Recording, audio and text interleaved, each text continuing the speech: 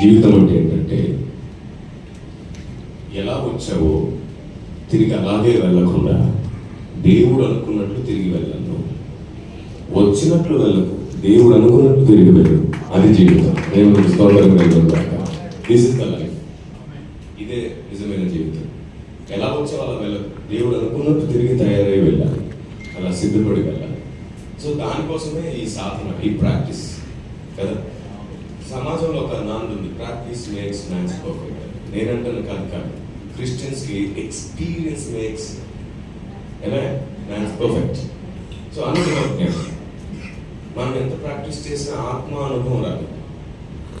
కానీ ఆత్మ మనతో ఆత్మదేవునితో నడిచే అనుభవం వచ్చినప్పుడు మనం ఖచ్చితంగా పర్ఫెక్ట్ అవుతాం.